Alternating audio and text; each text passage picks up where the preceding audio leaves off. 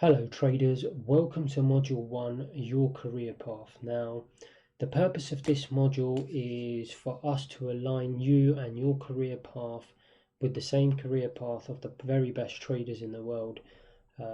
Because clearly, if you want to be successful in anything, it's best to have a benchmark, and typically you want to start with looking at what are the best people in any industry doing and how did they get there. Whether you're a business or an individual, naturally you're going to be looking to see what are the most successful people in those industries doing. Now, in terms of trading, we may or may not like to admit it, guys, but the reality is that, of course, institutions are providing and trading in the most amount of flow, volume, transactions. So it stands to reason, right, that the individuals doing that trading on their behalf are clearly going to be the most profitable and successful traders out there in the world. And just to give you an idea from experience of the people around me that I used to work with, typically in year one in an institution, you're going through a recruitment process, you're not going to be earning a lot of money. It might be 20, 30 grand if you're lucky, 40,000, depending on the type of institution.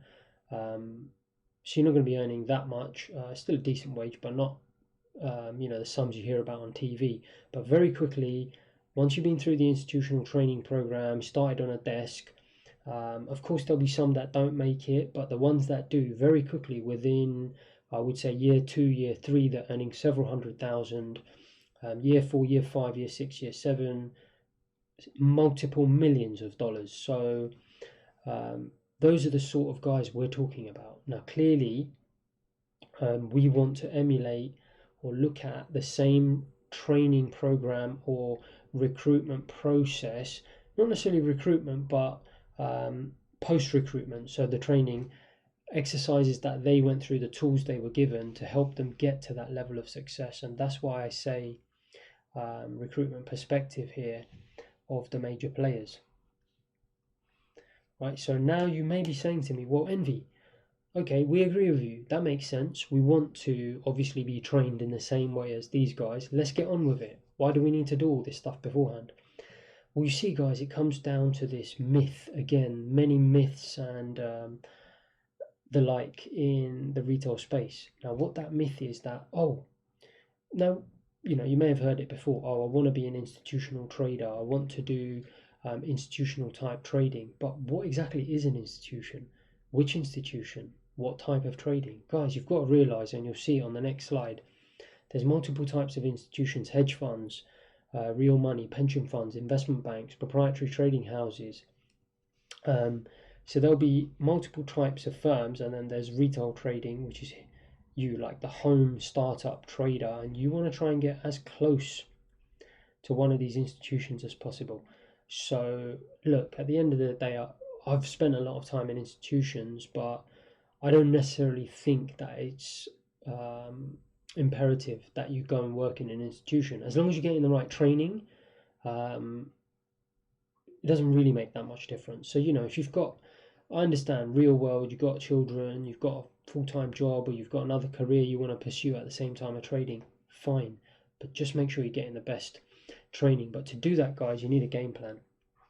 And that's really why this module is absolutely crucial. Now, I'm going to talk a lot on this slide. I get it. People are going to get a little bit bored and think, I just want to get stuck in. I want to get stuck in. But look, that's what you've been doing all this time. And clearly, it's probably not got you to where you want to be. And that's why you're looking at different avenues, such as an institutional type program as this. But the reason for the game plan is, so guys, what typically happens in trading is when you start a course, you get straight into things, don't you? You open up MetaTrader 4, you get shown what the buy and sell buttons are, all of that. That's the execution stage. It's completely crazy, and I'm going to show you why that's crazy. Because understanding the recruitment or the training process that you want to align yourself with is part of the research that every business has to do. I don't just mean in trading. So let's have a look at these examples I just kept ready to save time. personal training, mechanic, hairdresser, lawyer, doctor. Could be anything. Obviously, I can't put everything down, but a lot of you guys may decide one day or already be doing this. You want to be a personal trainer. Would you, the equivalent of just going and starting to even demo trade is completely ludicrous. Would you just start executing, say you want to be a personal trainer, would you just turn up at a gym and start charging people to train them? No, it's completely ridiculous. Would you turn up at a car mechanics and start fixing a car? No, you're going to get thrown out because firstly, they're not going to know who you are. But anyway, it's ridiculous without doing a process beforehand of research and understanding your industry. Same as a hairdresser. You're not just going to walk up to someone and start cutting their hair. Come on, guys. Same with being a lawyer. You're not going to turn up at court and just say, okay, I'm prepared to present anyone who's up for it. Clearly, you're going to get laughed out of court, guys. So that all makes sense to you. You wouldn't go straight into the execution phases for any of these roles. So why then, guys? Why are people doing it? They want to be a trader. Why are they just jumping straight in? Why? Makes no sense. That's the reason I've created this module, which I think is absolutely crucial. Like I said, I know you want to get stuck in, but you'll be doing yourself a massive disservice if you don't get this game plan in check. And that's step A, which is this, and this, which is B. So I just want to quickly compare these steps to the typical processes that you would go through in a career or a business. So let's compare the two. If you're a startup business, would you agree that your aims are to make money and to make it consistently over time? Well, guys, what's the difference? If you're going into any of these careers, yeah, I get it, you're passionate about it, etc., etc. But the reality is you've got bills to pay. We live in the real world. Clearly, one of the main driving forces is going to be money. You want to make consistent profit and you want to do it regularly over time. So you see, you and a business are the same. Now, my point is, if you were to start a business tomorrow selling shoes, selling products, TVs, whatever, you wouldn't just sell it straight away. You'd research your market, etc. So why are people not doing the same when it comes to trading? If you wouldn't just go out there and start selling TVs randomly, why are you just going and getting onto execution, even if that means demo? Why are people doing that straight away? So what are these processes that you need to do beforehand? What sort of game plan? Well, let's have a look, guys. If you're a personal trainer, what sort of research would you be doing before you got into the execution stage? Well, clearly, you're going to look at in the market, okay, what type of clientele do I want? Do I want to go after the male market? Do I want to go after the female market? Do I want to go after weight loss? Do I want to go after muscle training? Do I need any nutritional certifications which are going to allow me to make more money? Would you agree? You're going to do all of that before you even start looking at execution. A mechanic, you're going to think about, if you look at that program, Pimp My Ride, right? There's 6 or 7 guys doing different things, guys.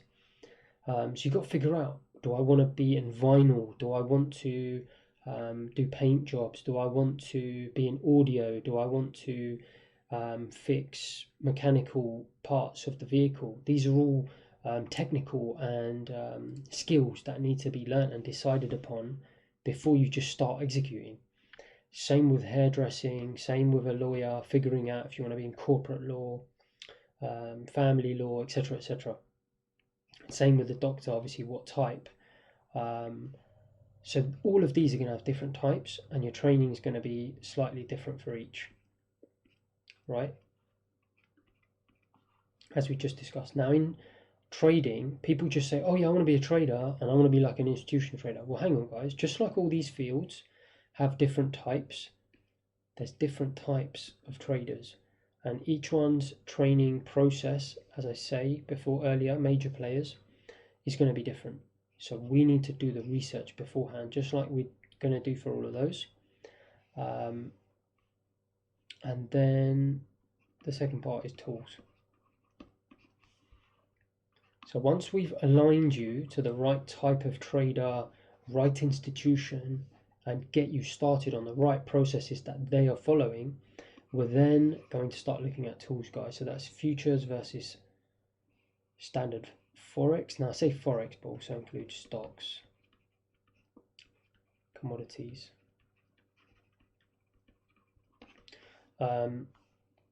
So typically you're going to be using MT4, MetaTrader, and similar platforms. Nothing wrong with them. But the reality is institutions, take it from me having worked in an institution using all these platforms, don't use those platforms. That doesn't mean platforms like MT4 are bad, because you've seen I've produced publicly fully audited statements of my FX book, my foreign exchange trading, and I've used MetaTrader 4 and generated huge returns using that. So actually there's nothing wrong with it. It's not that.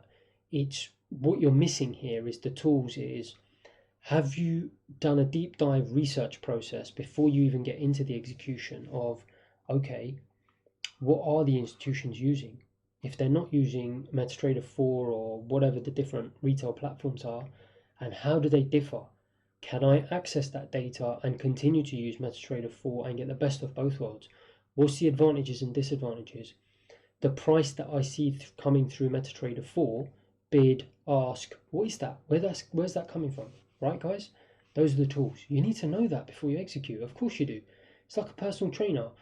If you just start personal training, so you've done part A, you figured out what you want to do, you've got some clients. Let's say you start training from home because you can't afford the rates at the gym, you're just starting out.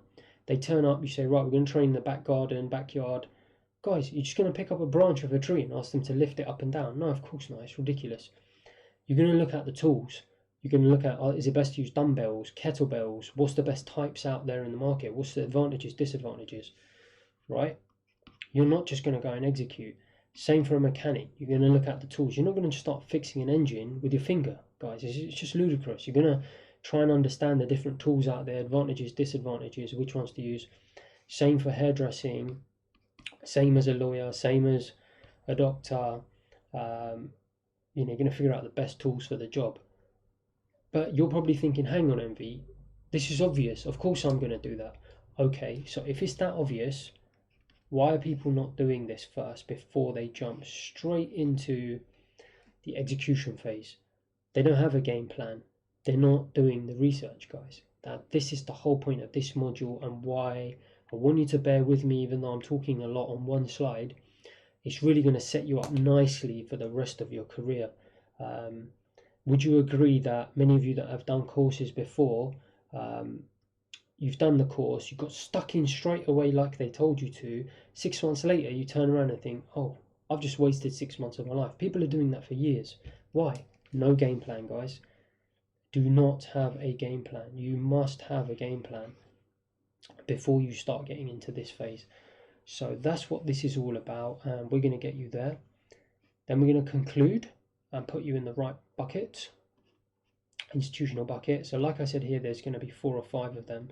We're going to get you from where you're at right now as closely aligned to one of these. You can still trade from home, you can still learn everything. We're going to show you everything you need. We're going to bring the institution to you, but which one? So that's the key.